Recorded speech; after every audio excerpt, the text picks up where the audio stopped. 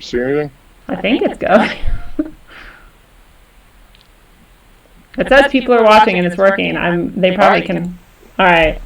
If people are watching, let's roll. All right, guys, who I think are there watching. I bet some people were lost in the mix because we're like, now go to Facebook, and now we're like, now go back to YouTube. So maybe some people will show up as we're talking as well. I'm going to post on my Facebook page because we had about 15 people chime in right when I was looking at my deal. Hey, go ahead, man. We got Brett here. One person is here. Yeah, post it on your page, and then actually let me do that too while we're waiting for people to show up. Will it let me? Why would it not give me the link to the fucking stream? Brett, do I sound like a robot?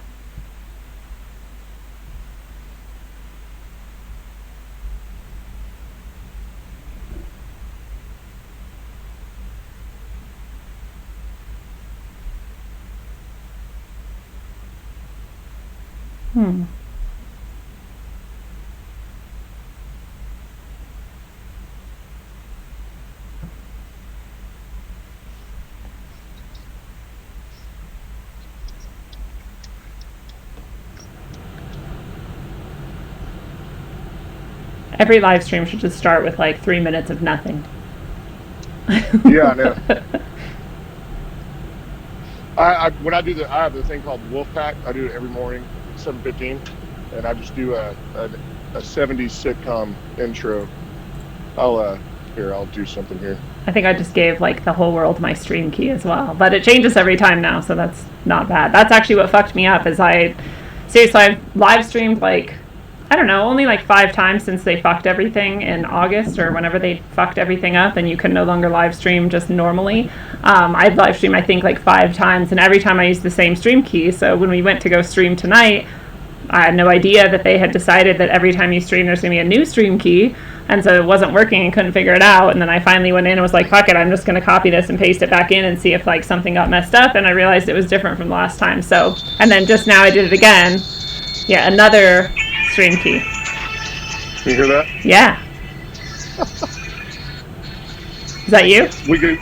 Oh yeah. We goof off in the morning. Yay. We all just say good morning. I love that. And I just sit out here and watch the dogs, and we call it a Wolfpack because I'm so. Uh-oh. We got messed up. You stopped moving and making noise. What's really weird is you're moving and making noise on my phone, but I can't hear you on my computer. There you are. Okay, something happened.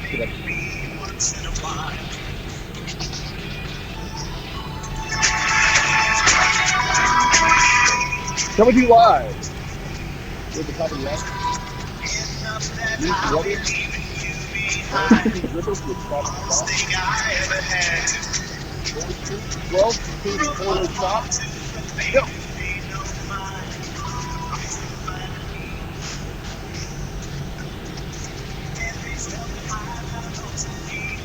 So you seeing people coming in? A couple people are here. Okay.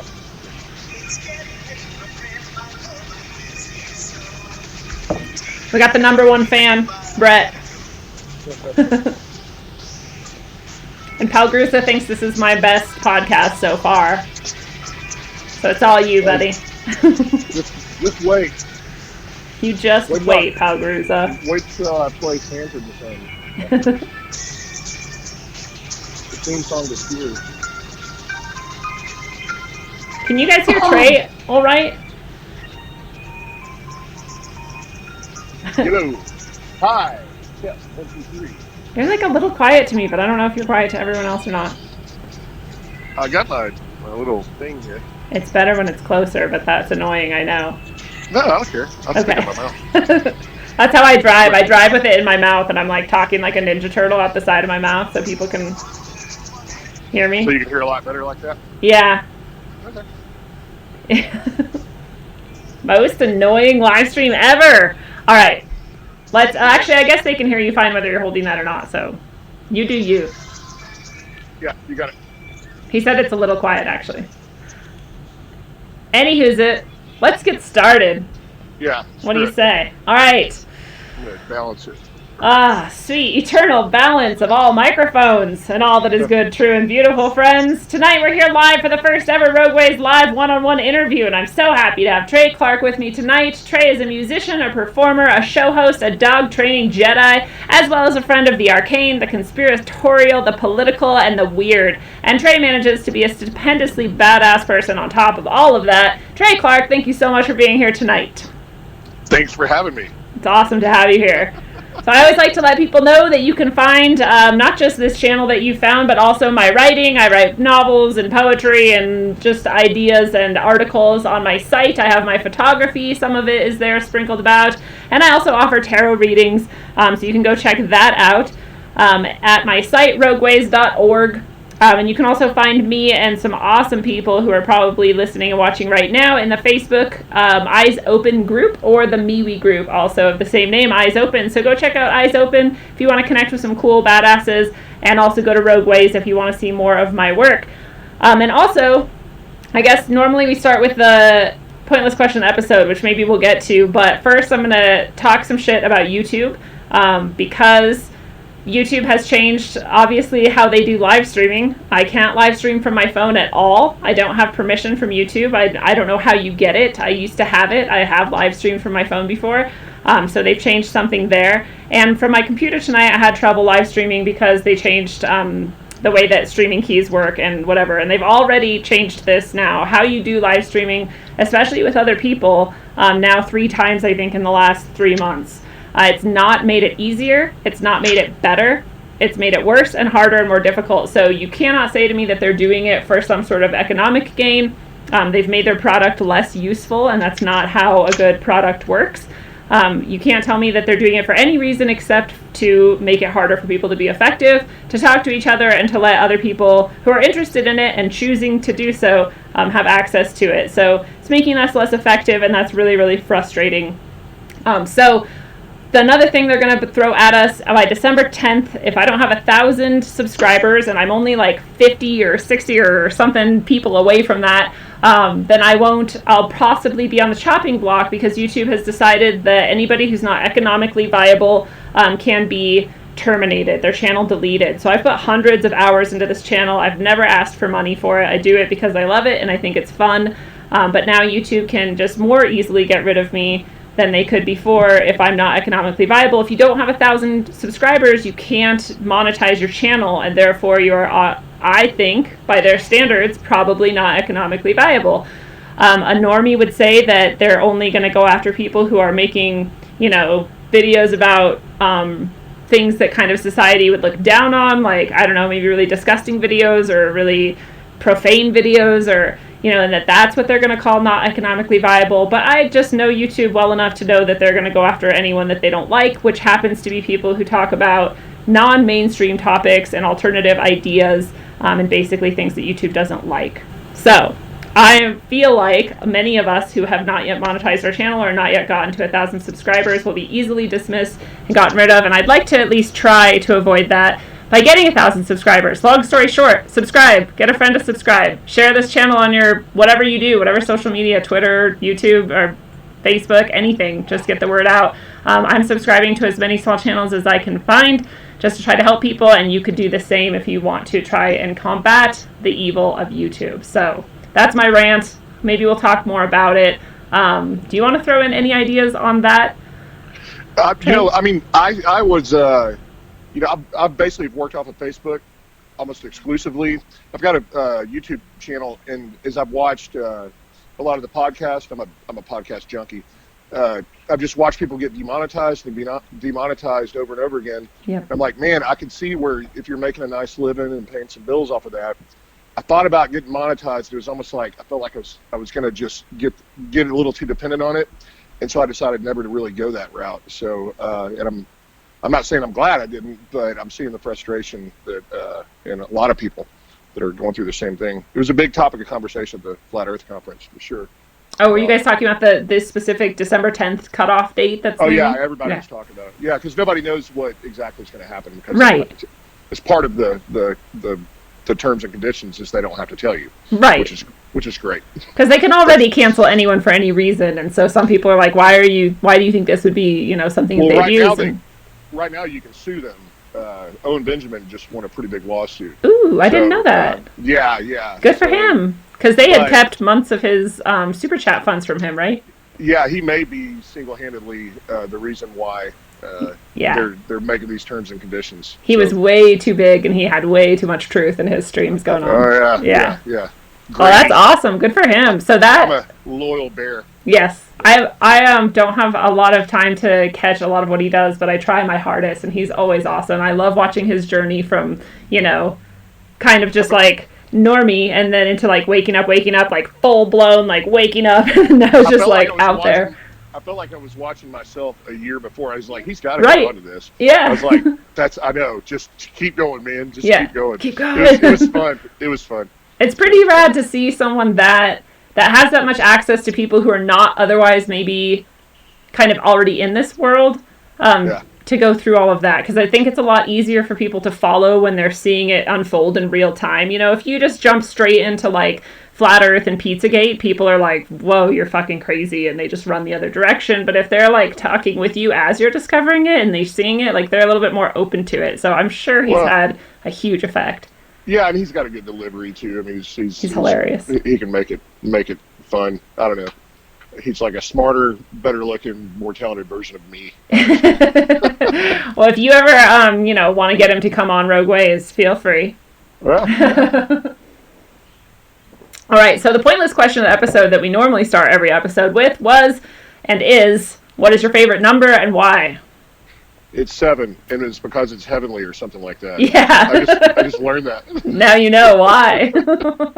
We need to have more technical difficulties so I can be prepared. Dude, everything comes in sevens. There's like 7 harmonic scales. There's 7 fucking everything. Well, I'll tell you what. So there's, oddly enough, it was Owen Benjamin. I never thought about this. And as a musician, he was talking about it's the 6 that keeps you like in this repetitive deal. It's the 7 is the rest. And in music, on the 7th, on the 7th beat is a rest, which he said the 7th day God rested or something. I thought that was pretty interesting. That's pretty interesting because is it that music followed religion, or I mean, we know that music was often influenced by religion and promoted by religion, but is it like that why it's that way, or is this a naturally occurring rest? I think I don't know. Yeah. I don't want to act like I know. I think well. Yeah. It is interesting though. Yeah.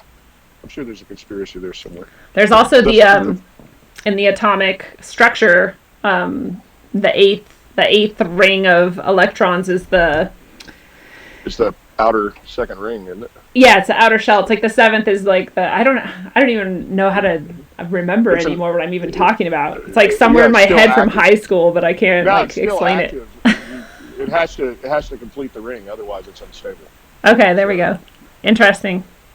Maybe we need an 8th day after the rest.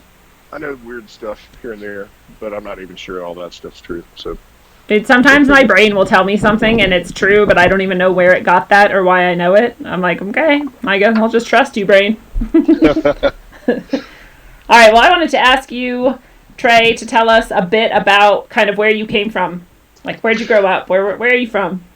I was born in Mount Juliet, Tennessee, right outside of Nashville. Dude, I just went to Nashville for the first time and I loved it. Tennessee is awesome. Yeah. It's a little different than when I was there. Back then it was a little not so built out. But and then when I was pretty young, like elementary school, we moved to Memphis. And then I went to elementary school there. And then the summer between 7th and 8th grade, we moved to Houston. And I've been there ever since, except for a couple of stints in Austin and a couple other places. And then I got married and divorced. I got married, had 3 children in Houston in my 20s. And then we were married for about 10 years. And then we divorced after we moved to Amarillo, go figure. And then I remarried, and then we divorced. And then I'm remarried again. So I decided, I figure if I keep doing it, it's kind of like Gretzky, just keep taking shots. No, you just keep getting better and better each time. Yeah, but it was someone that I'd known for a while. And so we're down here in Corpus Christi, right off the beach. And I'm sitting here feeling the the cool breeze come in, and life is good. So I played music. Well, in college I studied hotel restaurant management, and then I would work in restaurants. And I decided I didn't want to work for someone else, so I played music for about 25 years. We did about 300 shows a year. So you didn't do music before you worked in restaurants?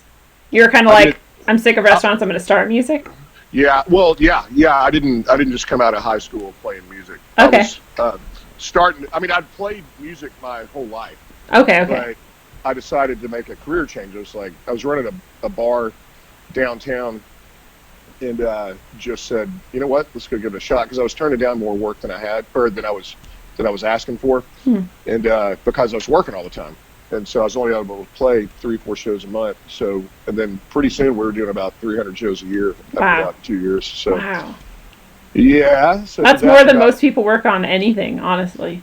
yeah, I know. I mean, it was perfect, but it was also, a lot of traveling, a lot of hotels, a lot of it's not it'll take its toll. I'm only Yeah. 26 years old, if that tells you anything. That's how much it hit you. I mean, you look great. What are you talking about? Are obviously 26 years old. But so then did that and decided I went back and I ran a tennis club on top of the Galleria in Houston, Texas, and I was the food and beverage director there. I got off the road, and then they got bought out by somebody, and I said, all right, I got to figure out what I'm going to do.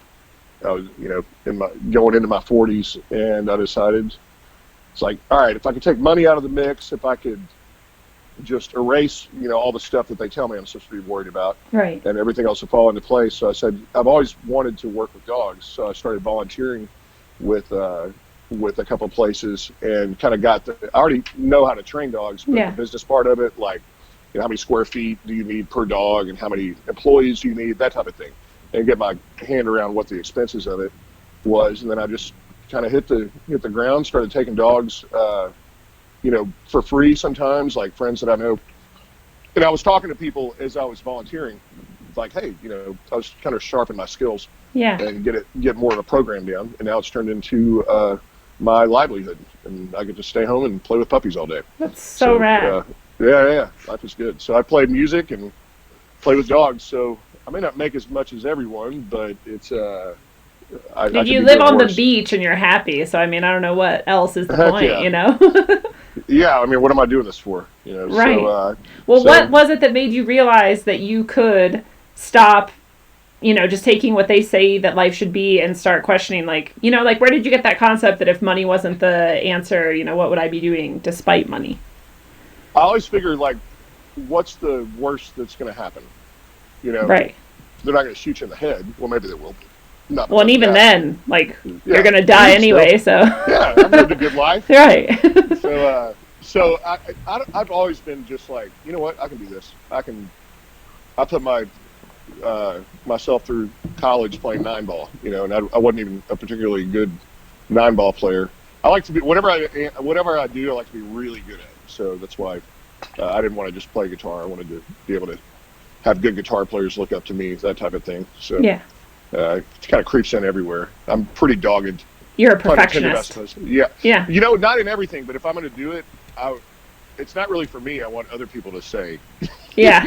to shut up. Well, because all along the way, everyone's like, you're crazy. What are you doing? You're going to quit, a good job as a GM at a busy club downtown, and you're going to just go start a band. I'm like, hell yeah, I am. Yeah. And then once again, you're going to quit this, and what are you doing? You're training dogs? I'm like, fuck yeah, I am. I'm Yeah. going to train the fuck out of those. Yes. And here I am, and every all along the way, you get kind of, laughed at, and like, there's Trey just doing something stupid. And then it doesn't take too much time to where people are going, wow, you're so lucky. Yeah. You get to do that. I'm like, fuck you, man. You were making fun of me a year ago. Plus, fuck you, I worked my ass off to get here. Like, Yeah, this exactly. is not Don't luck. knock on my door with, a grant, Yeah. that type of shit. So anyway, that's kind of where I am. And then I'm happily married to Susan, my wife, who's in the other room over there listening. And she is running for office down here, and that I'm not going to get into it too much because today. Hi, Susan. I hope you win. So we will see. Today was a very interesting day, and tomorrow is as far as the dirty underbelly of politics. Is this And, in any way connected with the national scene of like impeachment and stuff, or is it just its own Corpus Christi? no, it's a county Okay. bearing Okay. position, and it's actually a non-paying position. It's like a congressman in a mid-sized town type. She's a chairperson of the party, and boy, it's like a Christopher Guest movie down here. And so we have some good news today. We're going to clean up some mud. Yay! That'll be tomorrow. So anyway, it's been interesting, but that's pretty much it. I wish I had some more interesting stuff to say. But I've got about 4 dogs running around me right now. So are these all your dogs that you've trained? I've got 2 dogs that are mine.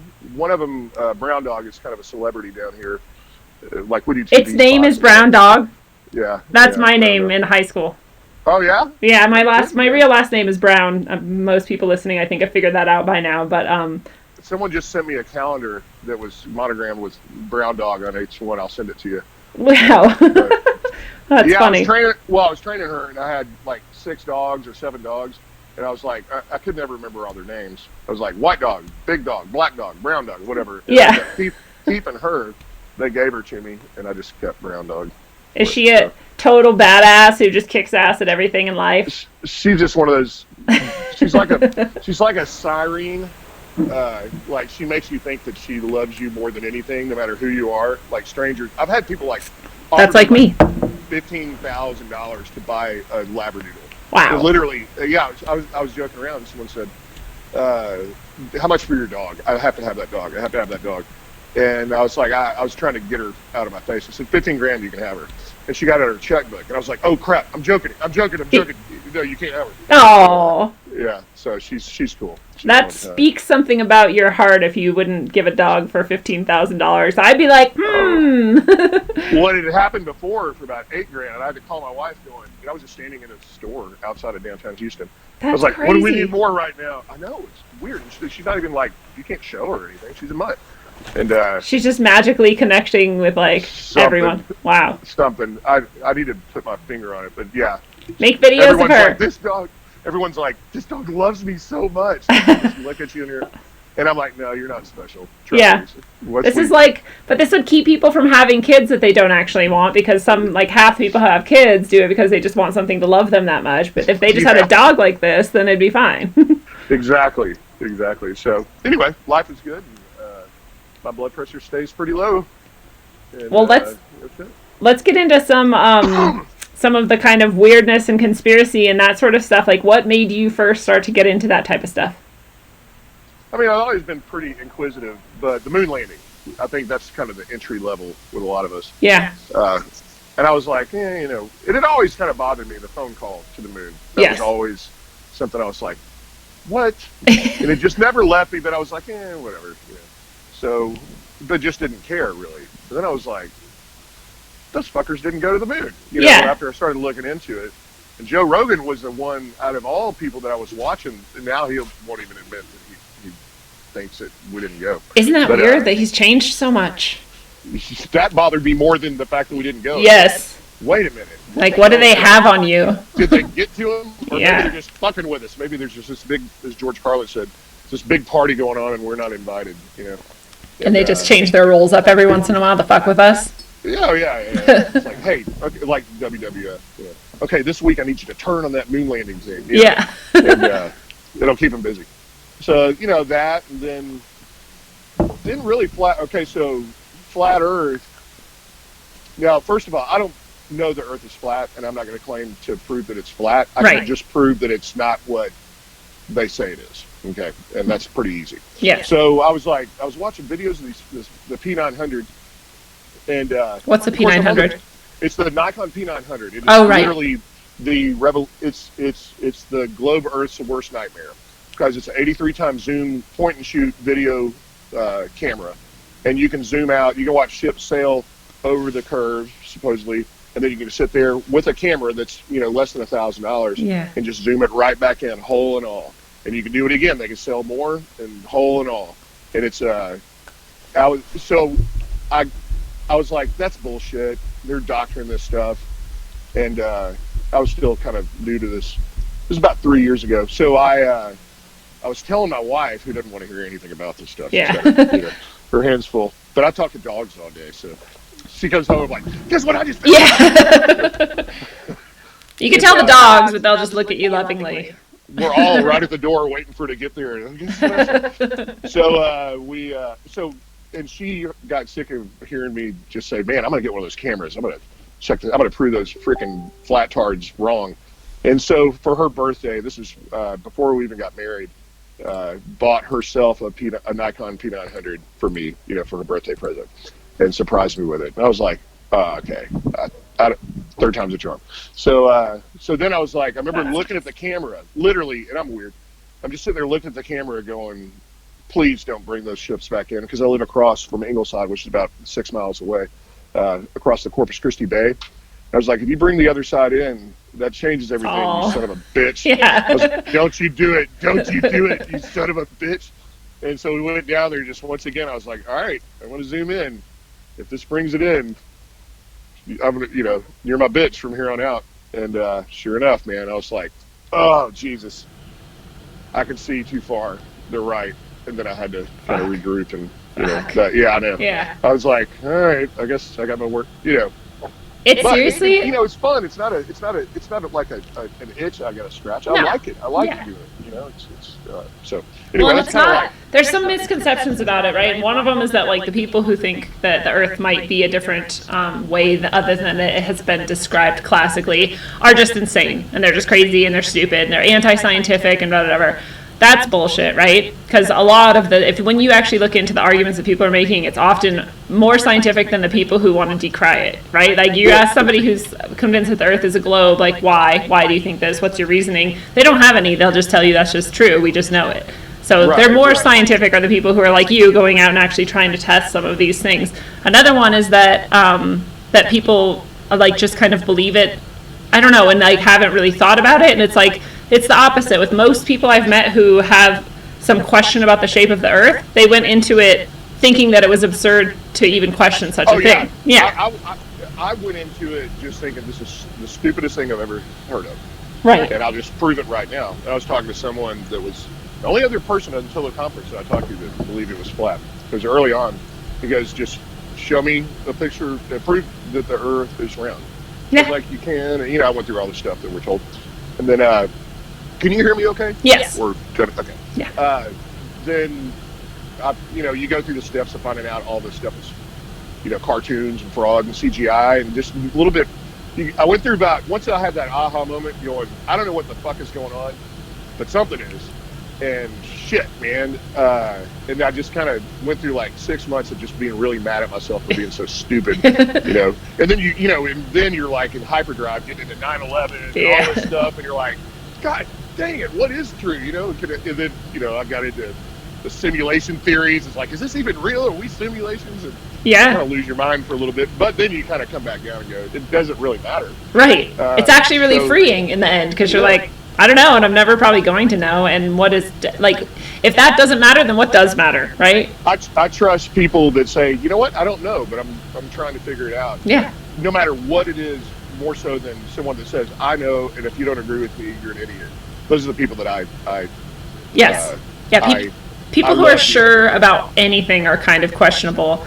It worries me, though, that there's these people who are, like, scared of the like flat earth movement or whatever, and they're saying that this shows like how bad society has gotten, that people would do this. And I'm like, what about people going out and questioning something makes you upset?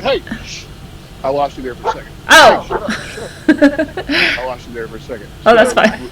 Last 10 seconds maybe. Oh, okay. I was just saying that I don't understand people's fear in people questioning it, right? Because if it is a globe, then questioning it should lead you to the conclusion that it's a globe. And if it hasn't been lied, if we haven't been misrepresented over all these years, then questioning that should like have no problem. So the fact that they're freaking out that people are questioning it should point to that you should question it. Like, yeah. There's nothing more that I like for someone to. I had someone start crying. Kind of a remote family member. I was at brunch and I was trying to figure this out, and one of the guys was an engineer, I think, and really good at math. I was trying to figure out his formula, and the girl said, you don't really believe it's flat, do you? It's like, I don't know, maybe. And she started crying. Wow. I remember thinking, that's the oddest response. Yeah. And it was at brunch at a busy restaurant and stuff. I was like, everyone thought that I'd told her to go fuck herself. Yeah. Or something like that. And I was like, you're like, no, I just asking questions. Literally just asked a question. I mean, if someone thought it was a freaking, some people think it floats on a tortoise or whatever. Yeah. Like, I don't care. Right. Just go big. Just don't do. Dogma is my big. I hate that. Right. Just if you believe it, just to say you believe it, then don't dig your heels in the ground. If you can't question it, yeah. And if you haven't that emotional of a response to anything, this is something that the great Baldini will say, is that is a clue that you're coming up against some programming, right? Yeah, exactly. Or you are. I kind of look at it more like if you're getting fire, if you're drawing fire, you're probably flying over the target. Yeah. Well, so. And when I went to the Flat Earth conference, man, I didn't realize that I was a money-grabbing shill, just making those. What did he say? Those good Flat Earth coins. And I was like, that's not how it works. Dude. Wait, you're getting there? Somebody's accusing you of getting rich off of going to a Flat Earth conference? Yeah. So you're like, you realize it costs money to go to, right? Yeah, I take my VIP stuff, man. So anyway, I mean, the thing is, some people get real wound up in it. I just, I've got enough in my life to where if I'm wrong, I'm happy. If I find out something, but I have at least made some people. Two things. I've made some people really look into it and at least go, something's off. And I've also learned a lot of stuff. I mean, I've learned about gyroscopes. I've learned vortex math. I've kind of gotten into all these, Tesla-based stuff that I would have never gotten into. So it's I love that. Good. So just even if I just turns out, nope, there you go, it's round. I've gotten more knowledge over the last 3 years than I did through all grade school and college together. So yes. there's no downside to my end of this story. Which is hilarious, because if grade school and college would just have you go out and investigate things on your own, then you would have had a way better education than any of us got. But yeah, I wish they would have just said, go start playing guitar in 9th grade. Pretty much, you know how to read and write, good math, and go do what you want to do. That's I'm a teacher, that's my background, and that's where I say, I think 8th grade is the end. 8th, 9th grade, after that, there's really no point to this. After that, you have the internet now, you have the adult world around you. If you want to go waste your money in college, you could do that, or you could just learn anything you want, literally anytime you want, because that's what life is. So go be free. For free. Free. Without being $200,000 in debt. Oh, what are you doing, you monkey? This is Luke. This is Luke here. Hi, Luke. Luke's been with me for about 2 weeks. Oh, Luke has a cool hand. You still got it, Lindsay. I'm really, really not funny, but this is drink number 2. This one's coffee. I was having kombucha earlier. Soon I'll have water, and then I'll wonder why I drink so much while I'm doing live streaming when I have to go pee. Brought to you by Bud Light Chilada. Chilada, what is that? It's Michelada. Well, down in Texas, it's kind of mixed. It's like Clamato juice and beer. It's with lime, and it's just like a red eye or something. Okay. Like a Bloody Mary and a beer. Cheers to you. Thanks for having me on. Yes, it's fun to have you on. So let's do you want to get political? Can we talk about the impeachment? Whatever you want. What do you think about the impeachment process? I think it's all just a big freaking show. I think it's all just WWF. Nothing's going to happen. Nobody ever goes to jail. Nothing ever happens. And it's just, I was kind of thinking, because I'm pretty conservative, and so I went with Trump. I went to the inauguration and everything. We went to the inaugural ball. Really? Yeah. Cowboy hats and red bow ties and jackets and jeans. Yeah. That's awesome. Bunch of drugs.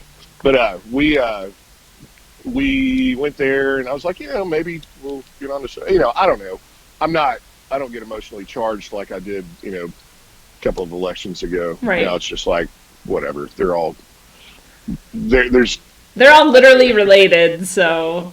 Yeah, I mean, there's just, okay, we know he's not going to get impeached. It's just something, they have to earn their paycheck and say stuff. And I could not compare it to anything more than It's like, okay, Hulk Hogan, now you're Hollywood Hogan. Okay, go do that. Now they're all going to hate you, and well, the ratings will go up and all that stuff. So I think it's all sleight of hand. I think there's just a whole other world of stuff going on, and this is just for us little. They're throwing us breadcrumbs like the ducks while they're throwing parties. Hey. Yeah. Well, do you think then, because I'm getting worried. I watch a lot of these like Fleckus talks and, these people who will go to like the protests and things going on and like interview people on both sides. And it's terrifying to watch if these are all actually, I mean, I know there's some like paid agitators, and paid agents in there that are like, them. Yeah, me too. And I know they exist. When we went to DC, we had a camera crew with us. So, I mean, we have the whole thing documented and stuff. And we talked to the guys, Bernie Sanders and most of those guys. And we were in the middle of the riot on Pennsylvania Avenue. Wow. And we were running, I mean, we're just standing there. We're like, this is stupid. They're all kids. Yeah. And like, my buddy that I went with was like, he pulled his phone out and goes, my mom knows you. And he pulled the guy's mask down and he's just goofing off.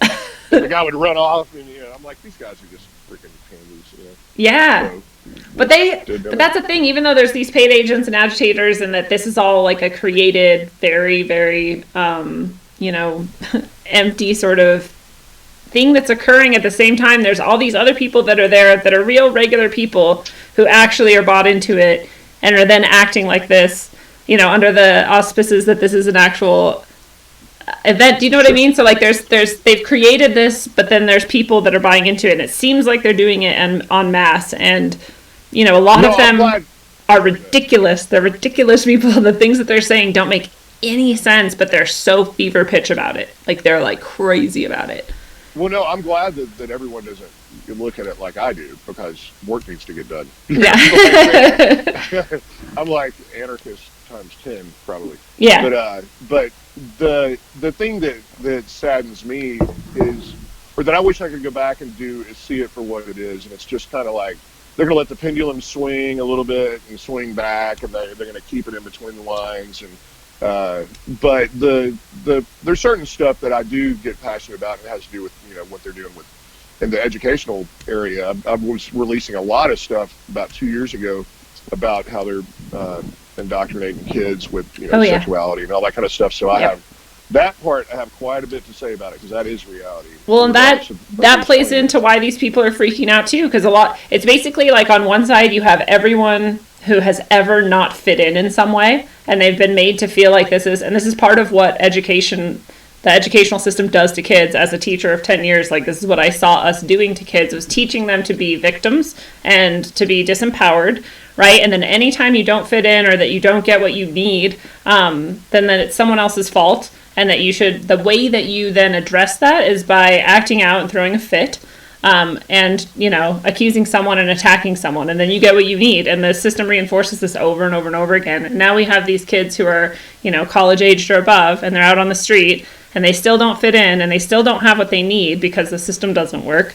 But they've been taught that it's transphobia, and it's racism, and it's sexism, and it's all of these other people just like them, not necessarily even the people at the top except for Donald Trump, not necessarily even the system except sometimes. Like, they're all confused about it, but like they're gonna attack each other instead of the right target, and it's all been bred into them. As long as we hang on to the First and Second Amendment, then it's going to reset.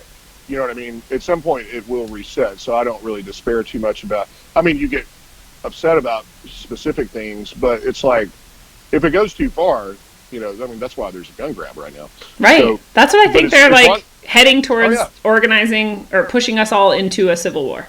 And I don't think it'll actually be like a civil war, but I think enough people will skirmish that they'll try for the gun grab in martial law. Well, the people that have been lecturing me about gun control will be the first ones to come onto my property for protection. Exactly. Yeah. So if they want a civil war, unfortunately, only one happens giving up their guns easily. So, and I'm not a Republican, even though my wife is, but I don't know. I'm just like, I believe what's you're just a common sense person, right? Yeah, just and we don't need a label for it. I'm definitely a don't tread on me. I think there are two kinds of people in the world: people that just don't fuck with me and we're fine, and then there are people that are like, I'm going to make it my life work to fuck with you every day of your life. Yeah. Those are the two types. and it is my duty to make sure that I tell you how to live, from a glass house or pulpit or something. So that's kind of my political stance. I used to be a news junkie. Like I would watch. Same. All that. Now I barely ever know what's going on. Nah. I mean, I just if there's now it has more to do with the local level because my wife is in politics and just seeing how like TWIA and a lot of the propositions really do affect things at a local level. Yeah. So it's not a dog and pony show at the local level. Right. It's that's where you can actually still affect things.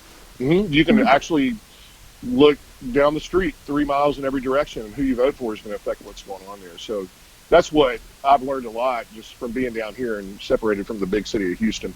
Yeah. Is and with being, I mean, I played for the governor and a couple of senators and a lot of political events on both sides of the aisle, and it's like your county level, your county and city level. That's where, I mean, if you really do want to make a difference, they're the ones that have the control the school board, the curriculums and stuff like that, and then everything else is pretty much vetoed once you get to the state level. I'm still confused as a teacher, for all those years, why we even have a school board. Like, I don't understand why people who have never been teachers or principals are in charge of everything that happens in the school district. I've known people Doesn't make that are sense to me. presidents. I knew a guy who's president of Homeowners Association that didn't own a home; he rented, but he was still president. I was like, "Fuck you, man!" Like, how the fuck does this work? Yeah, and so. then I believe a lot of those people have the best, what they think is the best interest of the community in mind. I just don't understand how you could be good at that job without having been a teacher for years and then a principal for years and seen it from all sides and had your kids in that district and like all of those things. Otherwise, like, what are you doing there? I mean, I see what you're saying, but it is good to have a little bit of perspective, but it would be nice to like have it mixed up, like at least 2/3 are experienced, seasoned veterans of the. There we go. And have some side of a mix, yeah. But what I'm learning down here, and we're pretty close to the border down here, and there are just people that just have nothing better to do than they need to wake up and find a target and I've learned that myself recently. Literally, that's what we're going through today and tomorrow. For whatever reason, all right, so we want to get into politics and this stuff. So I didn't like the fact that I have nothing I mean, I've got probably as many gay friends as I have, straight friends. Yeah. From the restaurant business and music and all that shit.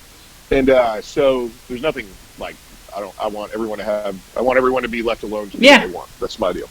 And, but they were putting the gay pride rainbow stuff in the kids aisle. And I was like, come on, man. In the kids aisle? Really? Yeah. And so I just said, isn't this kind of bullshit on social media? And I got plowed, man. I mean, I got like just, you bigot and all this stuff. I'm like, I'm the least bigoted person ever. Fuck whatever you want. I don't care. But if you don't let me like run around in the street with my dick hanging out and like putting it in the face of a kid who's watching the parade, then you're a bigot. Exactly. Yeah. Yeah, exactly. And I mean, I was like, you know what? And then my daughter, she's wearing the rainbow. She doesn't know, but I don't want the conversation to happen when I'm not in the room. And that's what they're trying to make happen. They want to tell them what's normal. And now in Austin, I mean, they're teaching them how to masturbate and all this stuff. What the fuck? 9 years old. I know. It's like, it's so crazy. It doesn't seem real, but it is actually happening. Yeah. It is in the curriculum now. So that's kind of been my crusade. Fuck all the other stuff. Yeah. This is your actual life, like, being affected. Well, yeah. Our legacies and stuff, and if we let them scramble their brains to the point where they don't know up from down or left from right or boy from girl, then it's they'll have accomplished quite a bit in a short period of time. Well, and it's the same sort of dogmatic indoctrination, because if you don't accept it, you're a bigot. If you don't accept this, Satan has his hand on you. If you don't accept this, you're a bigot. If you don't do this, you're a racist. Like, there's always like this catch-all, you're a fascist or whatever it is. It's never like, here's why your argument is wrong, in a very principled and even-handed like discussion. It's always just attack and dismiss. Well, what I did, because I was like, wait a minute, I try to reason with people, and I mean, I do enjoy the back and forth, so it's not like anyone put a gun to my head to be on social media, but it does kind of, keep me in the circulation. But I was like, you know what? I know what I'm going to do. Screw this. Forever. And so I started writing gay songs, like how to be gay. Which is how I found you. Oh yeah, Yeah. yeah. I've released 4 CDs, and suddenly I'm nationwide with about sucking cock and stuff. It's all about timeliness and the zeitgeist. Yeah, exactly. So I was like, screw this, man. And it was really to make it absurd. And again, it's not to make fun of actual homosexuals, but it's like, I mean, because in reality, most gay people I know, they're like, I don't know why they're out there marching for us. I don't give a shit, There's a ton of gay people and trans people and all kinds of people who are not represented in this mass seeming movement. Like, what do you think? They're like, I don't fucking know. Yeah. They're like, they're just being fags. Right. I don't know why those fags are acting like that. I just want to, But, and that's what I think people, they want to convince everyone that they're like someone like me that truly has I would defend your right to do whatever you want, with your life, as long as, don't make me do it. Don't hurt people and don't force anyone into anything. Yeah. The end. Yeah, and if you stick to that, we all get along pretty well. But that's a tall order, for some reason. I don't know why. I think it's just the type of person that wants to walk around pointing their fingers and you need to do this. And that's, as soon as someone says you need to do this, then I'm very creative. I have a studio and I'm pretty outspoken. Matter of fact, and part of this stuff going down here with my wife in there is that now her opponent has gotten a hold of my Facebook page. Yeah. Or someone, and I can't get too into it, and so there's just this uproar and blah blah blah and blah blah blah, this intimidation crap, and so we're handling it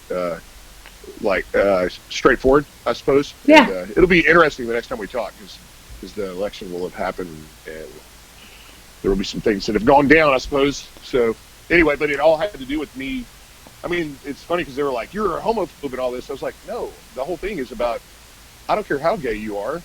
I'm way gayer. Yeah. Listen to the song, man. And I was like, you can't be hate speech if I'm teaching you how to tickle someone's balls. And so, I love that. My buddy said, you are truly my favorite songwriter. He's a Nashville songwriter. He said, because one of the songs says, pull out his pecker, get it ready for some duty love, and bring it round back and bake it in the booty oven. So genius. Where the hell did you get that, man? He goes, I can't write shit like that and keep it, but he's like, I don't know what the hell's when wrong it comes from the heart and real feeling, you get genius. So, and, of course, I'm happily married, and I'm not even hardly gay anymore. But you can identify as anything you want. If 2019 has taught us anything, that's the truth. So you are a gay man.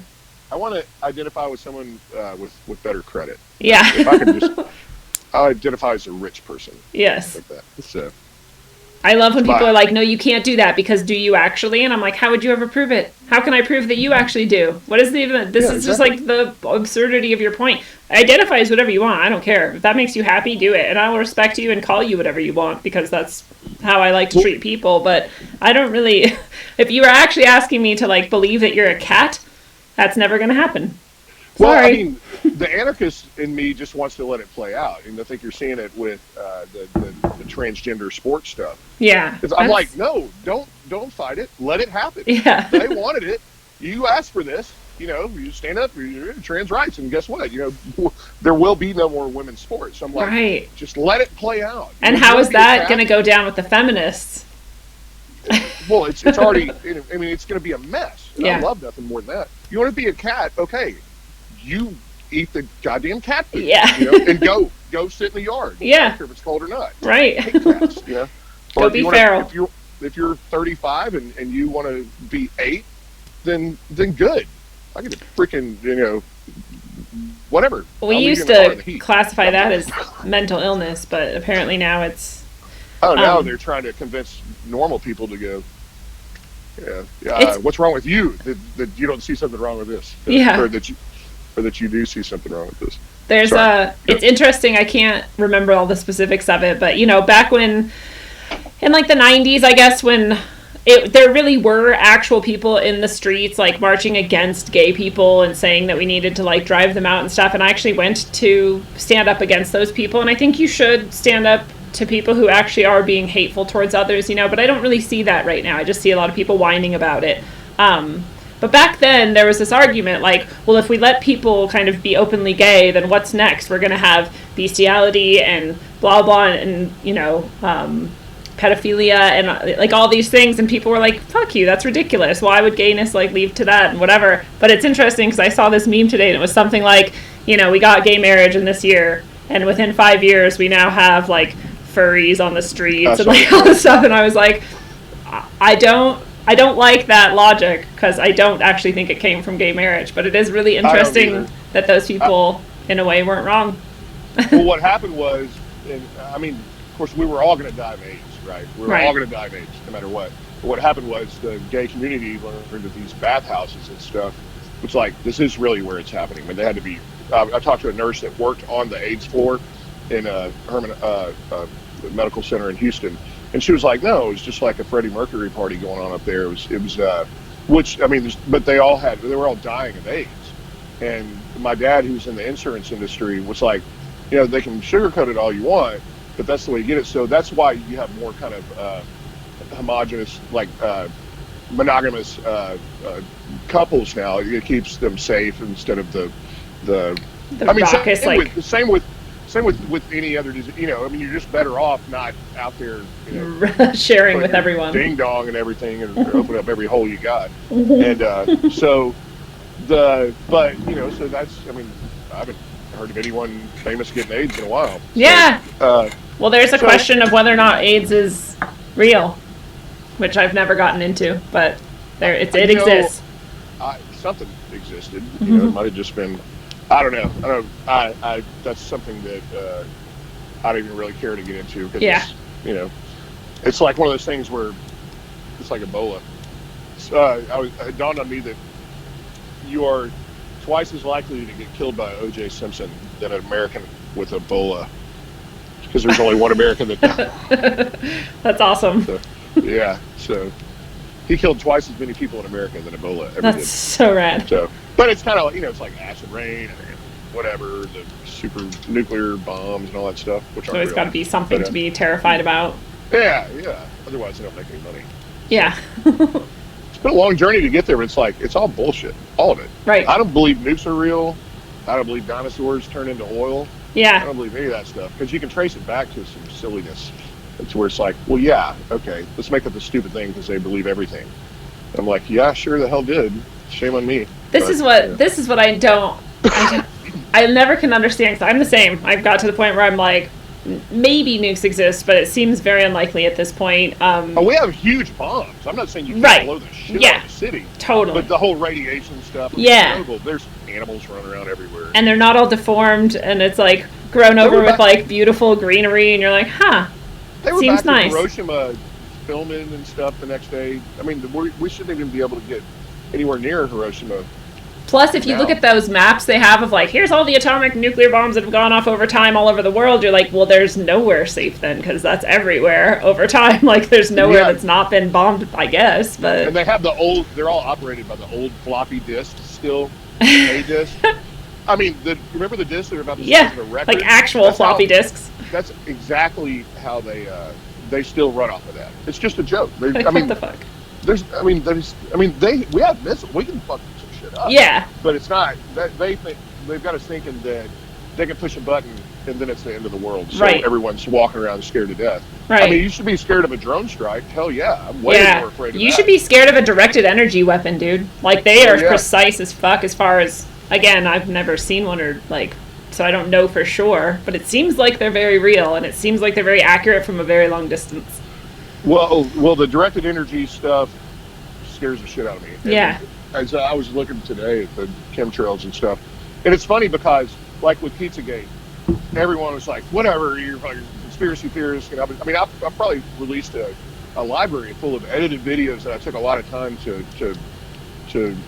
narrate and get right and edit, and then it turns out, Epstein Island is real, and then chemtrails, it's like, you're whatever. It's like, no, man. I mean, that's like saying that fog comes out of your mouth on a cold day and you can walk all the way down. It'll still be there, It's all just, Good point. It works. And now they've admitted that there's freaking aluminum and barium and all this stuff that's, That's, But I it's mean, we know but it's good for you. Yeah, we're protecting the environment. Well, guess what aluminum does in Kills small little everything. pieces? Well, you start a fire, that shit goes nuts. Yeah. So That's how they're selling this whole global warming thing, is by starting fires really easily. I all right, yeah, global warming is. I watched the best video on it today by Truth. Do you follow Truth Factory?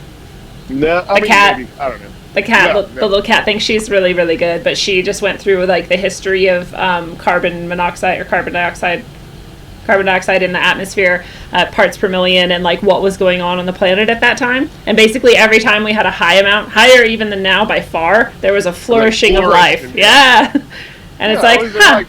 Like CO2 is dangerous. That's what trees breathe. Yeah. You know? And it's like, what the fuck are you talking about? And there's no science that backs it up. And then, like with everything, it's like when I'm talking about, I have an IQ above room temperature, and it's like whenever you make a point that gets up against the wall, it's like the other person can't answer. Suddenly they become a PhD physicist. It's like, well, you don't have your degree. I'm like, fuck you, you don't either. Yeah. I mean, and by the way, the people that do have degrees are waiting for grants, and they don't want to get fired by saying that this is bullshit. And it's like, come on, open your fucking eyes, man. Right. This is a game. And I mean, if I was a scientist and they said, here's where we're going, and I was like, not one of those people that wanted to buck the system and wanted to keep my insurance and had a family and whatever, I'd be like, yeah, okay, I don't know it's bullshit, but I know it's bullshit. But I'll put my name on this paper. Yeah, what am I going to do about it? I'll get fired and do nothing. I mean, that's kind of where they want you. Mm-hmm. So luckily, and I mean, when I decided to leave the restaurant industry for the second time, I was like, I want to answer to no man. I want to at least just be my own, so I can have whatever kind of sense of humor I want, whatever opinions I want. Yeah. And one thing about, I mean, I could be a freaking Muslim terrorist, but if I could train dogs.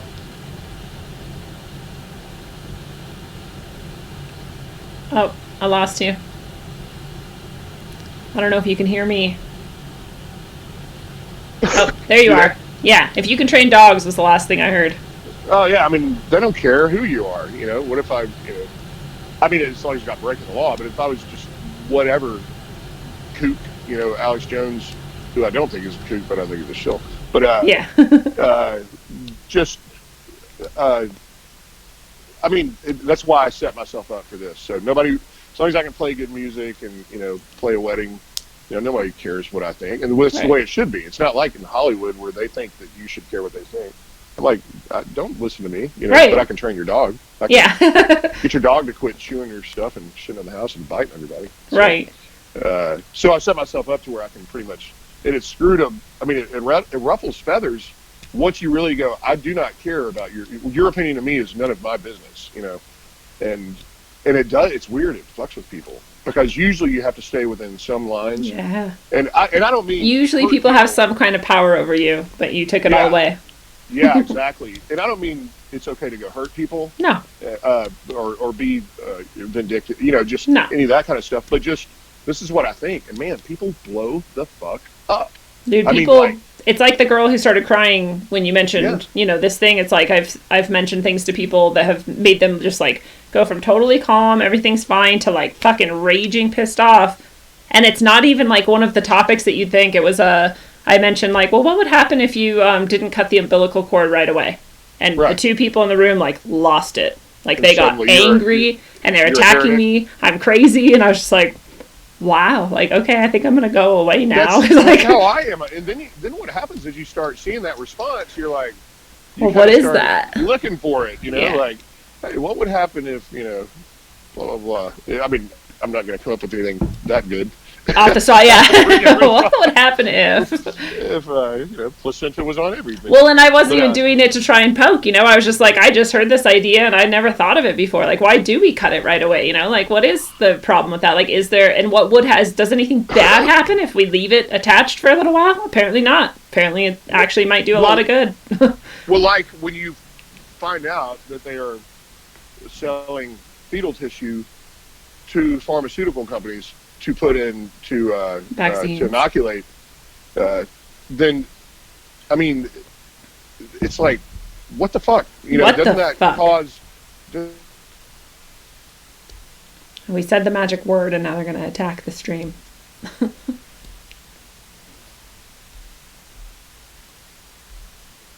I guess it was already going glitchy before this. All There right, you you there? are. You're back. So I was like, doesn't it cause you any concern that the only person who didn't get the flu the last 3 years in a row is the only person who didn't get a flu shot? You don't take that. You don't store data. You don't like just go, all right, from here on out, I'm not getting a goddamn flu shot. At least try it once. But no, if you just say, I'm not going to inoculate my kids or vaccinate them, then they're like, well, that's the worst thing ever. It's like, well, if everyone else is, what the hell are they? They don't have a disease. Yeah. So how are they going to get it if everyone else is? What are you worried about? Just vaccinate your kid. Right. And I mean, I mean, I would love to go back and not, I mean, it's like 50 something. I've had 3 children and we're right there. And just sitting there going, wait, what's that? Wait, what's that? And they don't tell you shit. They're just sticking them Wow. on the foot and the arm and the foot and the arm. It's like, I think God probably made us right. Yeah. I mean, I think we're probably made to fight this stuff ourselves, Yeah.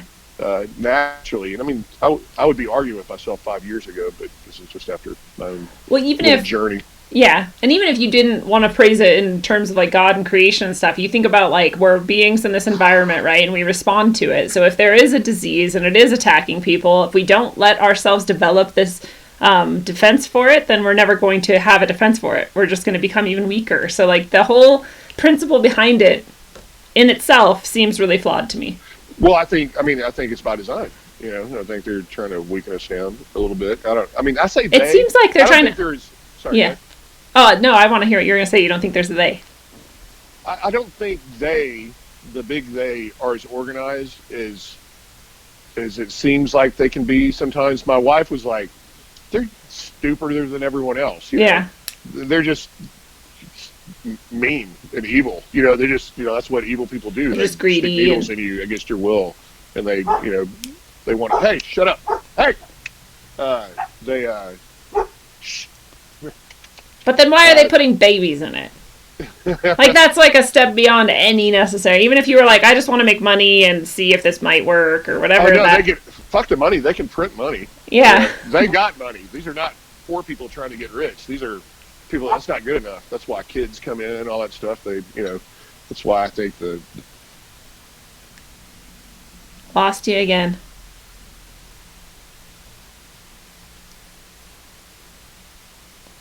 It's weird. I guess my stream that I can see is a few seconds behind because it still goes. There you are. You're back. All right.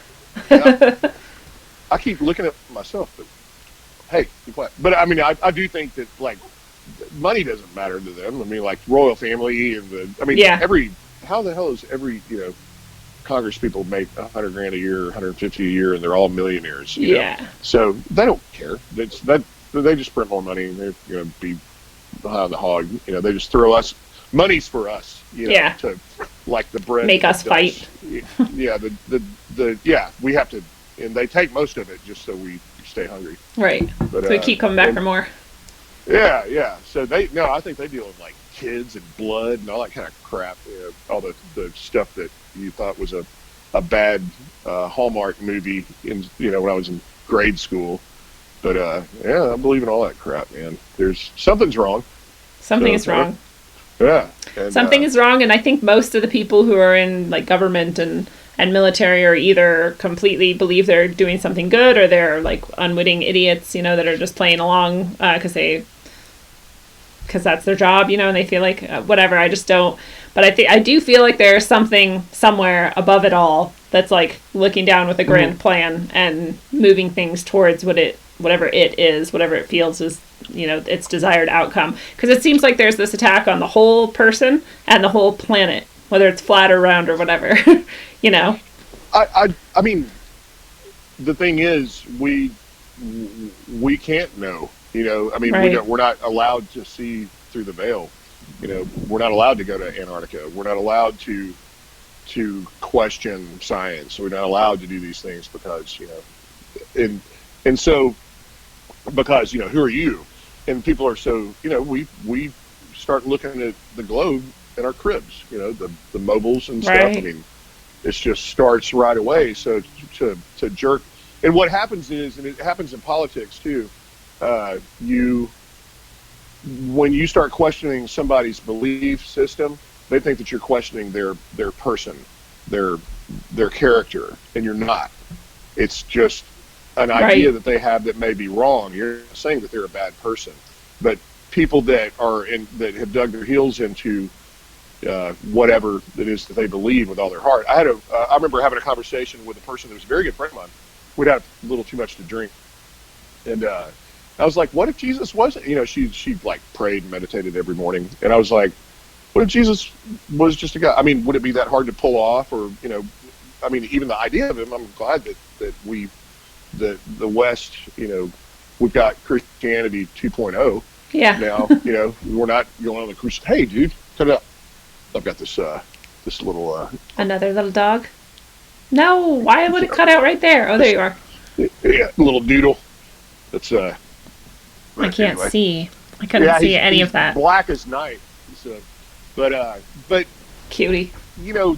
so what happened was I was like, well, I just said something off the wall saying, what if it was just a bunch of people that got some books together and said this is what's best for humanity, and that's what the Bible is, along with maybe some spiritually influenced visions and all that stuff. And she spit in my face and said, "Don't you fuck with my Jesus," and she left me there. Wow. Yeah, and I was working for her at the time, and she left me with like a $200 tab. And I was like, Jesus. okay, I won't fuck with your Jesus anymore. Can you come Sorry. back here? Yeah, yeah, but I'm like, what the fuck? Why would you react like that? Yeah, like if you can't even ask a question that's not meant as disrespect, it's literally just an honest, curious question, then what do you really even have if it's that Well, and then you weak? then you get and you're like, you know what? I do not care. But it's easier for me to, because I don't have to clock in and explain, have my boss go, you got to cut that social media stuff out. And I Yeah. don't care. I mean, I truly do not. It doesn't affect me at all whether the entire world hates me. Yeah. So, I'm with you. sometimes it seems like that. So, Yeah. whatever. I'd rather, not have that extra dollar to, and not sign my name on the dotted line just because someone told me to. So anyway. Yeah. my thoughts I on that. happened to be very free like throughout my career as a teacher because I just didn't care, and I was very private in my social media and whatever, so it would have been hard to find any dirt on me anyways. But I also have found like the bliss in not answering to anyone anyway. It's better. I I want to keep it going forever if I can. So They we'll do see. not want a society of people saying these things. They're not just saying it's so much better than the rat race. Right. They want you to understand that what's good for you and your family is that you have a baby while both of you are working, and you, as soon as possible, get them into someone else's care and get them into that kindergarten uncomfortable desk for 40-hour work weeks and learn what we tell them. And I'm like, and I sound like such a hippie now, but like, I don't feel like it's outside the box. It's like, truly, I don't want someone else and telling my kids what to think about Yeah. things like religion or spiritual things or ethical things. I want people that are good at math to Yeah. teach them math, and people that are good at reading and writing and teaching that. That's their job, not to teach them about the world. That's Right. that's what home is for. So No, it's weird too because my entire career I had this very deep ethical like stance that it wasn't my job to mold any of my students' ideas or opinions rather, and that they shouldn't know what I really think about anything, and I shouldn't tell them what to think about anything. I should help them learn, and that's it. Learn how to think and learn the content, and that's it. And I am by far the minority. Like that's a very rare stance. It seems that most teachers feel like it's their job to teach them how to think, what their opinions should be, especially on matters of social justice nowadays, Right. and things like that. And it's really disappointing because I think that it's unethical, but people Well, think it's their job. I think the characteristics of college professors has now trickled down into, all the way down into elementary school, to K through vote this way, or that they, you know what I'm saying? So it's like something flipped, and they just decided it is my job, and Yeah. so And not only that, but also to make sure that, I mean, when you're saying don't tell your parents that we had this conversation, and it's happening. That's like a rapist type of thing to say. Like that. Yeah, exactly. That's like a pedophile thing to say. Like what? So I think the truther movement or whatever, I'm not even a truther. They're full of shit. Yeah. Maybe that's going to be the name of my. I'm a full of shitter. Yeah, they are full of crap. They're yeah. lying. And that's pretty much, I just start there and then see what's actually true. Well, that's what tripped me out recently, that people are like, somehow have now become, people have seemed to forget suddenly in the last like 3 or 4 years that the media lies and that politicians lie. Those are things that we used to know in the 80s and the 90s, and like now people forgot, and they're like, only the side I don't like lies. My side is great. And I'm like, why? How did we forget? You know? Well, I mean, when 9/11 happened, I'm like, yeah, let's go bomb Iraq. And then I look back going, what the fuck were we bombing Iraq for? Yeah. What the hell? You know? And then you look at it for what it was, and I mean, I believe, and you want to get into real conspiracies, I believe that we are trying to erase history as fast as we can. Yeah. And in the Syria area, there's a reason why, of course, ISIS, I mean, we're funding ISIS through Saudi Arabia. Yeah. So, I mean, their marching orders, there ain't no way they had like Hollywood producers doing those videos, recruitment videos in a cave, and yes, with soundtracks and shit. They just weren't doing it.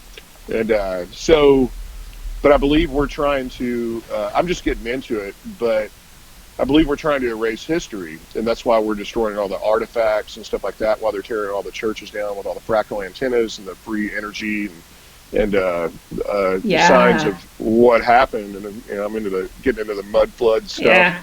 I don't know what. And this is like, 1984 spelled it out, that history was gone. No one had any recollection of anything but capitalism. If you get rid of history, you can convince people of anything. Right. And so, I'm just kind of a newbie into this area, but to have the idea, I mean, if you look at like the 1800 pictures, there are all these cathedrals and stuff, like San Francisco, the giant city, and they have just these magnificent structures that were supposedly built in the 1800s. It's like, you really look at it, I mean, magnificent, beautiful structures that we don't build today. We don't even know if we can. Like, I think we're incapable. I mean, someone's going to argue that point, and I can't argue it enough, but I don't think we would, especially back then. We don't. And it's like, why would you think that a bunch of gold diggers, I mean, miners, that's pretty much all that was there in San Francisco. There were just a bunch of people that migrated there and tried to dig for gold. They were building these magnificent, beautiful structures all the way across, cathedrals. And it's like, I was looking at it. It didn't take me long to go, something's fucked up here. Yeah. And then there's all this other stuff. It's for another time if I got too deep into it. Well, no, it's not too deep at all. And actually, there's someone that was just suggested by for me to watch was, I think his name's Patrick Jordan. His channel is called Vaccine Fraud, all one word. If anyone wants to go check him out. And it's been suggested to me, and I found it a good suggestion to start at the beginning, like 3 years ago or 2 years ago when he started. Jordan. I think that's his name, yeah. And he was talking about one of the many, many things, and this was not even his main point. I think it was just a side point, but it was intriguing to me, was that right after 9/11 and we went into Iraq, and he said one of the first things we did was we went into the antiquities, which I knew about that part, but he said specifically we were going after, I want to say he said something like 300 cylinders, 300 ancient cylinders, and removed those. And he was like, go look it up, go listen to this thing, there's a reason for that. And I want to go follow up on that, because I'm like, what the fuck would the cylinders be? I've never heard that. Yeah. That's interesting. I never heard of it. I mean, I know that they were destroying everything. Right. I mean, to rubble. I mean, blowing it up, not just, I mean, ISIS was basically blowing up empty buildings on purpose. Mm-hmm. And it's like, I don't know why it didn't register with me before, but, and they say that's kind of like, the World's Fair was like a cover, because the World's Fair would come and build these huge structures, like Missouri and Chicago and all that stuff, and then they would destroy it all. Memphis. Or in Nashville, actually. It was Knoxville. Yeah, but Nashville's got the Parthenon. And I was told growing up in Nashville that the Parthenon was a reconstruction of the Parthenon in Greece, I guess. It's a one-to-one supposed, like it's the same size and everything. Yeah, but I don't think it's a reconstruction. I think they just that was just passed down. I see what you're So, saying. but they find the same. I mean, Greek Roman architecture. You find it in Australia. You find it in China. You find it in Japan. You find it in Asia. You Yeah. find it in Russia. You find it on every continent. You find it here. Yeah. In Seattle and San Francisco. And it's all. I mean, why would they? Why would all these people that have never uh, uh, spoken or communicated have the same structures and architectural, Features and yeah. I mean, to a T. I mean, you can just look at them. There are only minor differences, and plus the big thing to me is the fractal. I was real into fractals, like the Mandelbrot set, and just what being fractal really meant, and which is basically, if anyone's listening, just to cover as much surface area as you can until you get down to nothing, but like how all the steeples on all these cathedrals, I mean, you just look at them, it's like, why were they doing that? I mean, was it just to reach to God? Well, why were they putting mercury in the balls? They're all like a cross, and it comes down. Yeah, it's all a cross on every steeple in every cathedral or big building that comes down, and then there's a ball of mercury, and they all have mercury in them, and they're draining them. Yeah. And there was mercury under the they're mercury balls. There was mercury under the pyramids in the Central America. Central American pyramids had mercury under them. Like one of the recent ones that they still had mercury left in it. They were like, wait, so probably all of them had mercury under them, and that was kind of like quickly passed over. I think it was just a worldwide. There was just a whole civilization. I don't think it was that long ago. I think we're looking at a couple hundred years ago. Yeah. That history's reset, which is hard to stomach. It is. It's like impossible for your mind to understand. But when you start looking into this and what people have put together with the mud flood and Tartaria and stuff, it's like you can see how if you cut out like the majority of adults who didn't agree or didn't go along with you, and all you had left was children. Children are the easiest. You can control what a kid thinks so easily. Well, did you ever listen to UAP, the UAP channel? I don't. Check him out. He's cool. I don't. But he was like, what if there was? Okay, so the idea is, you really want to get it. This is like what I'm knee deep in right now.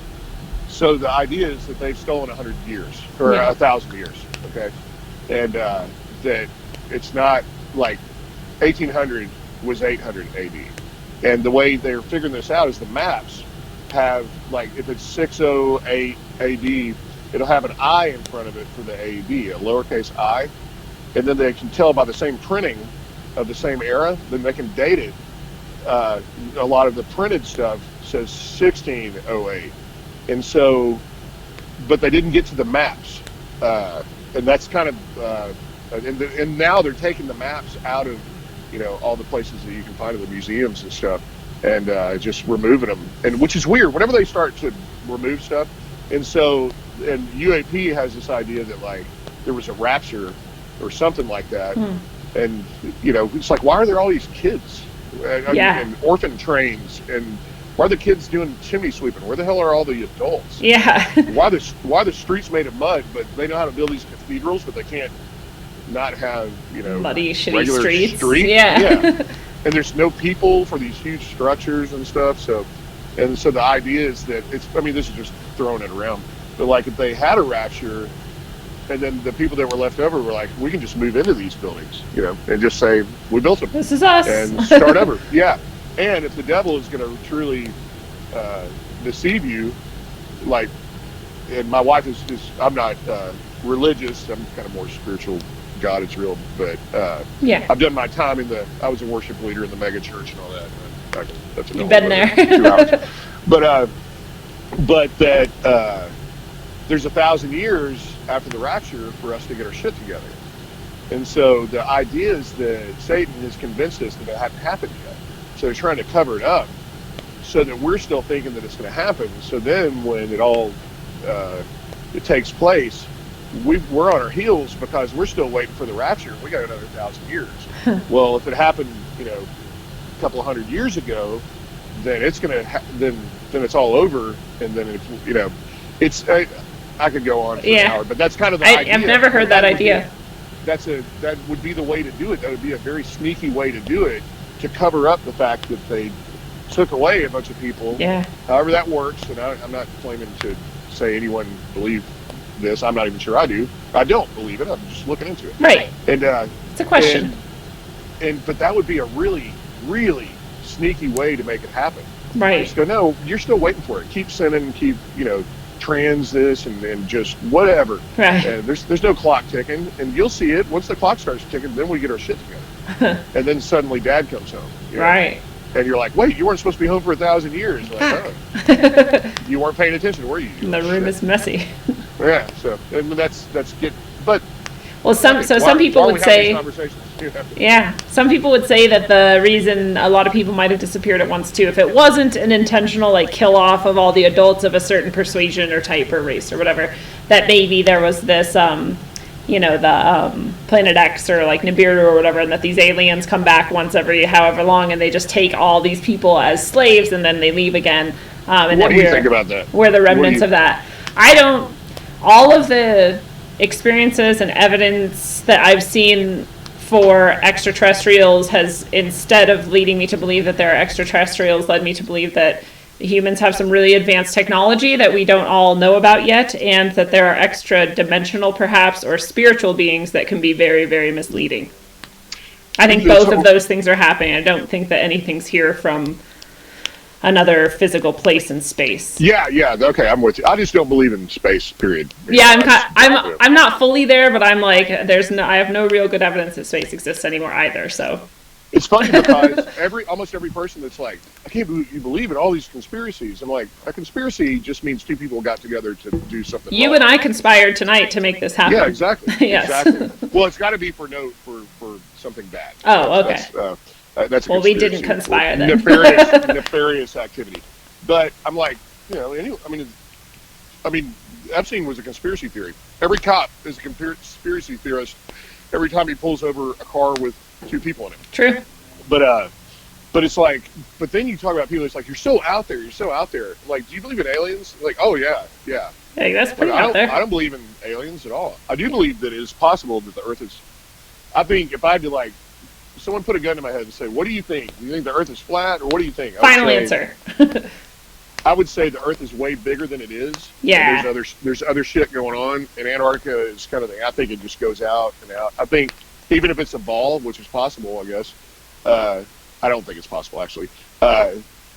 It could be 100,000 times as big as what they're. It'd have to be a massive, massive ball for it to be a globe, I think. Yeah. I think, for us to see this, but I mean, it could be 1,000,000 times as big. I mean, there could be like a lot of little snow globes all over. And if it wasn't, I was a sci-fi junkie. I mean, I could win more Star Wars trivia than anyone. I'm a really cool geek. It's the way my wife describes me. I'm a nerd at heart, but I can recite, pretty much. I mean, that's all I read was science fiction. So, I mean, it was really disheartening for me to sit there and go, I'm sorry, but this makes sense more that it's water up there, and then, and then you get your camera out and you start digging around. But the idea that that it could be really, that if we're enclosed, there could be something not too far along the plane that's also enclosed. Yeah. That we're just a bunch of petri dishes. And it could be pretty bizarre stuff, too. Like, yeah, and I we don't wouldn't know. I don't know why it's so impossible for someone that thinks that there could be a Planet X or, whatever, the number they want to put by it, that we're going to find life on or whatever, that it's like, there's places, we haven't even explored all of the ocean. Yeah. Like, we've only explored, you know what I mean? Like, well, we find new species all the time on, just looking around in our backyard. Like, we don't know everything. And that's where I start calling bullshit. It's like we've only explored like probably about 30% of the ocean, and we're only guessing that we've only seen 30% of the ocean. Now they think there's oceans under the oceans. Right. And it's like, we can't even go to the deepest part of our own planet. So you're telling us we can go, to Mars. And it's like, at some point you're like, your bullshit meter gets like really sensitive. You're like, no, sorry. Yeah. Sorry. Move along. I've got other shit to do. You're going to have to work a lot harder than that to make me think that there's a Tesla in space, buddy. Yeah.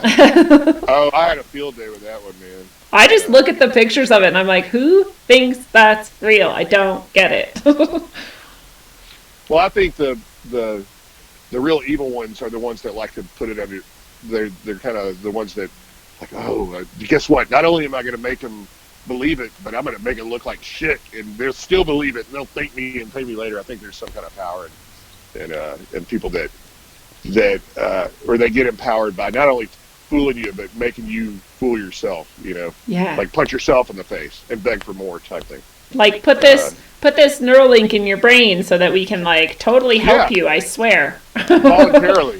Voluntarily, you're going to do this. Oh, we would never use this for. Oh no. Yeah, you're a Walmart employee.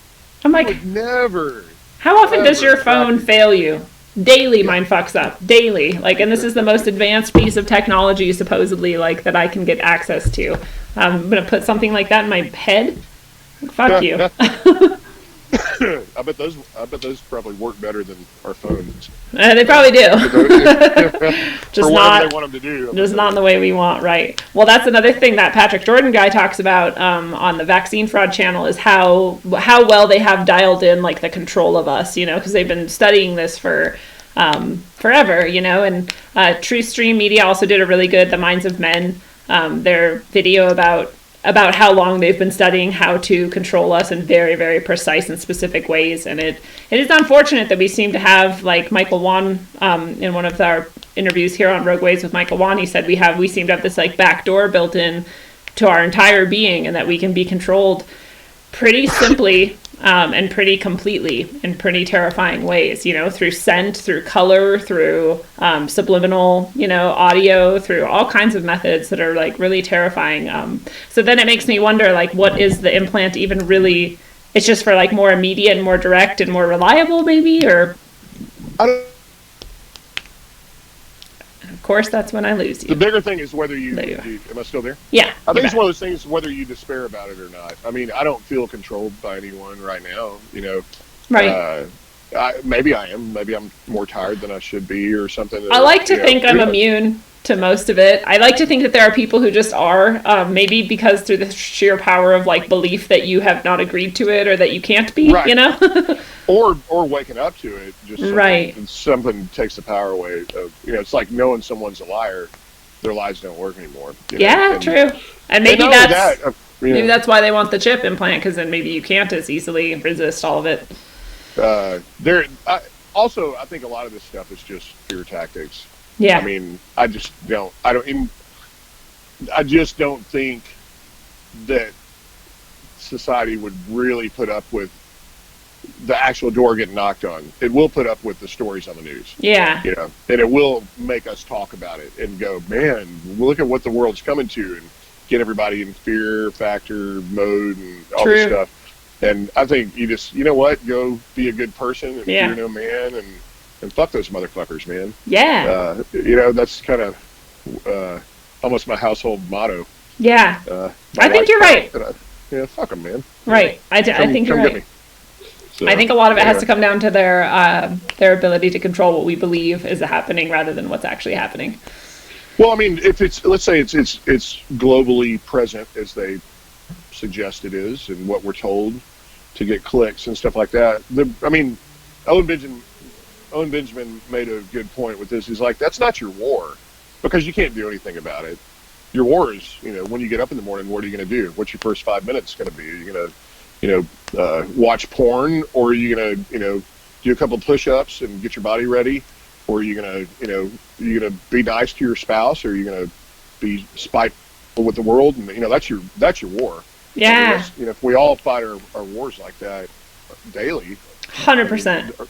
Then we'll probably collectively find ourselves in a better place. Absolutely. That's the only thing you can literally control. It comes back to what we were talking about earlier, that like you kind of see through it all and you realize like, what am I really even doing here? And like, what is this really about? And that is what it is. This is this personal sort of jihad. It's interesting because jihad is actually in, the primary meaning for jihad is meant to be internal war, right? And that you're working on yourself. And exactly what you said, if we were all doing that every day, the world would be a beautiful place. We wouldn't have to worry about any of this, right? I think so. And yeah. I mean, it fits right into what feels comfortable. You take care of your shit, I'll take care of mine. And as long as everybody's, I think that something happened where a group of people that were like-minded found it nice and juicy to take advantage of people that thought that they were the same way. Yeah. And that's a vulnerable spot to be in when you're trusting someone that has nothing but nefarious motives, you know.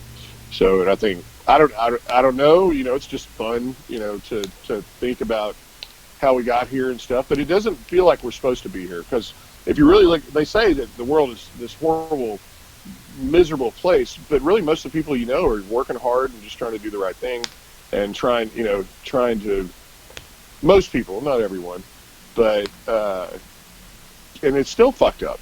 Yeah. You know? No matter who we elect, and it's like, you know, no matter how many hours you work, you're never making enough money. No matter who you vote for, that we're still fucking going to war constantly and all this stuff. And it's like, whatever we're doing, it's not working. Yeah. You know?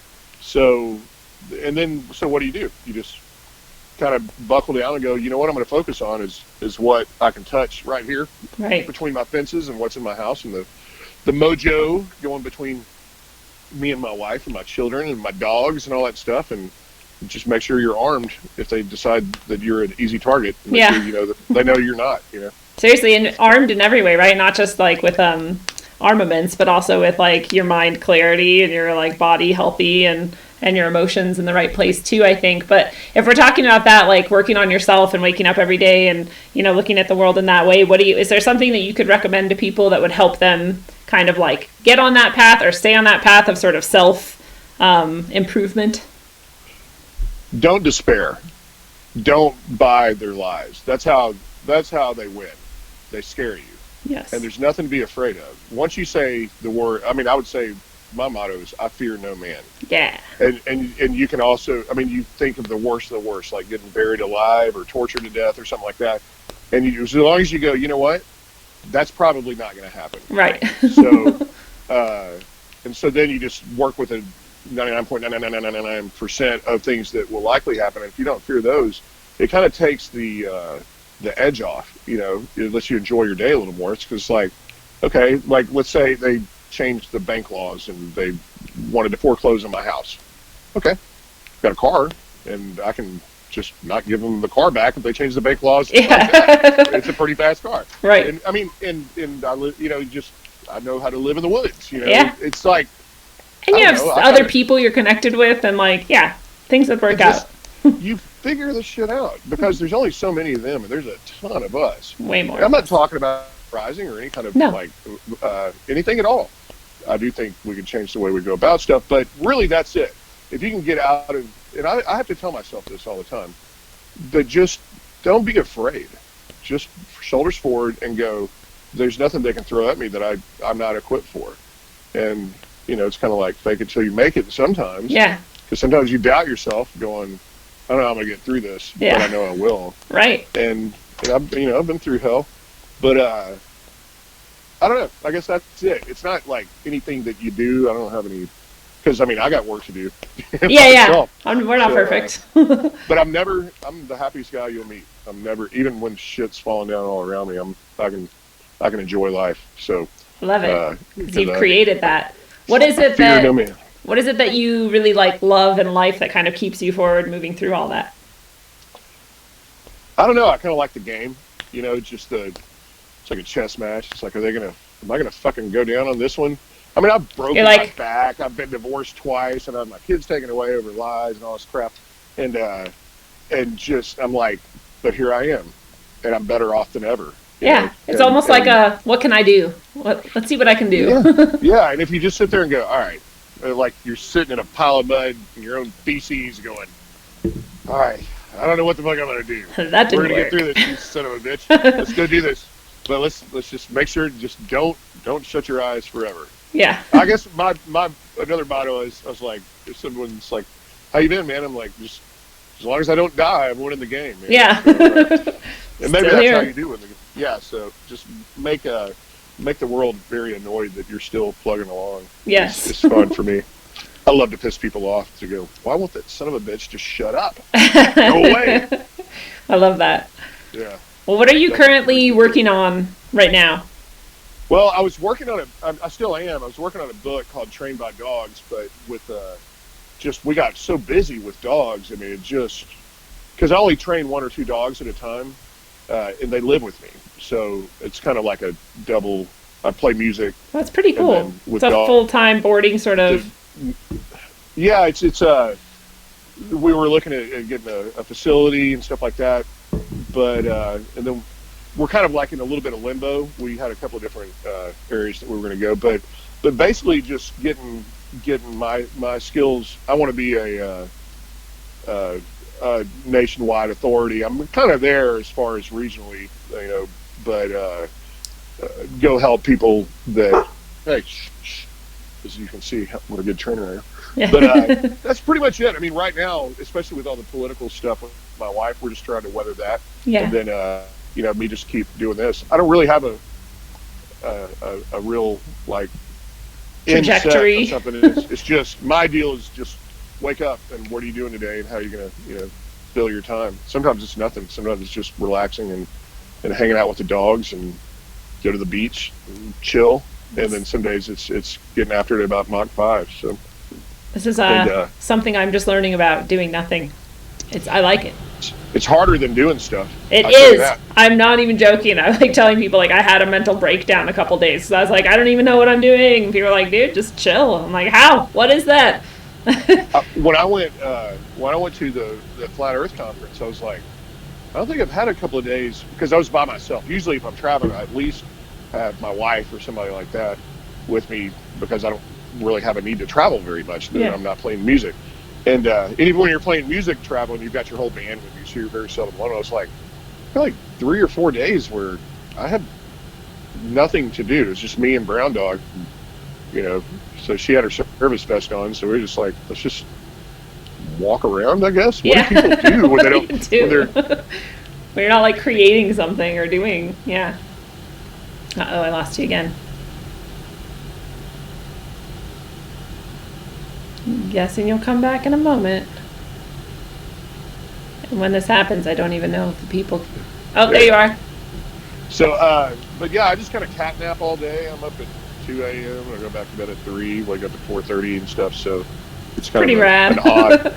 I love it, man. I may just get up at 3 a.m., take one of the dogs, and I'm training to the beach. Just go sit there and chill, grab a 6-pack, and It's still fucking with my head that when you say Brown Dog, I'm like, how do you know my? Oh yeah, you're talking about your dog. I'll send you a pic of Brown Dog. I would love that. We've had a couple of articles. Well, okay, so when we were doing, we did a couple of TV spots recently, and we walk into the green room, and everyone in there's like, oh, Brown Dog. I'm like, I'm Trey Clark, man. I'm right here. And it's by design. I kind of set it up that way that she gets all the attention. Yeah. But that's kind of the joke that Brown Dog is much more famous than I'll ever be. So, yeah. You're just lucky to be in her shadow. Exactly. So. Well, how can people find more of your music or your work, or if they want to check out your dog training? Oh, of course. Then I lost you again right then. Oh, YouTube. You. Fickle bitch. All right. There you are. I don't know who's losing who. I don't either. Whatever. All right, you were saying how can something. Oh, how can people find you if they want to check out more of you? Okay, comprehensively, my Facebook page. I just leave it open as much as there are powers that be that don't want me to, but so you can always find me there. But I have Trey Clark Band on Facebook and Trey Clark Behavioral Training on Facebook. And then there's also TreyClarkDogs.com that is just a website just for the dog training and stuff like that. So I don't have a YouTube channel. I have a YouTube channel, but I don't really activate it much. Yeah. I'm waiting to see how this December 10th thing happens. I'm sure it'll be horrible. We'll see. Yeah. No, why would you say that? Yeah. That'll be great. Actually, I'll take this opportunity if anyone can hear me. I can hear you fine. Okay. I was going to tell everybody listening again that, by December 10th, since you brought it up, YouTube is going to possibly delete the channels of anyone who's not economically viable. I don't yet have 1,000 subscribers, and so I can't monetize my channel, and so I am technically not economically viable as far as I'm concerned. They won't clarify, so I don't know what they think, but I'm assuming that they're going to easily delete my channel if I don't get to 1,000 subscribers. So anything that you can do to help. If you've subscribed, great, thank you so much. Share it with a friend, tweet it, put it on Facebook, put it on Instagram, wherever you contact other people, and let them know to subscribe also to Corey Sharman YouTube, please. And thank you so much to all the people who have subscribed. I feel very grateful and lucky that I've gotten hundreds of subscribers in the past few days from reaching out to people like Trey and Matt Landman and other people who are putting the word out, and Jason and Rose in the Crow group and everybody who is helping. Thank you so much. And also go look. Unauthorized TV is they're going to be the format. Owen Benjamin went to unauthorized TV. Unauthorizedtv.com is kind of going to be the blueprint for the road stations where you can get monetized, and there's no. Yeah. So anyway, I wanted to throw that in there. Oh, awesome. So that's an option for people like me who are content creators to go instead of YouTube, or. It's a blueprint. Okay. No, they're kind of like a closed group, but just kind of they're sorting out the details as far as hurdles and stuff like that. And, okay. But navigating. Just yeah. Just kind of, but they're killing it. They're crushing it, as they say, in the bear community. In the parlance. Well, yeah, so we'll see how that all goes. And honestly, if you can find any small channels that need help, and subscribe to them too, because it doesn't hurt you to subscribe to anybody. So I'm doing it too, and we can all maybe help in that way. And maybe it's for nothing, but who did we hurt in trying, You just aim at nothing. You'll surely hit it. Yeah, exactly. I mean, really, with all this stuff that I've been going through, and like, why are you wasting your time with this? It's like, it's doing stuff. It's not just doing. I mean, it's actually doing stuff, and we're learning and communicating and trying to get better. I mean, what else are we supposed to do? Right, we're supposed to sit here mindlessly consuming and not doing anything. I don't see the point in that.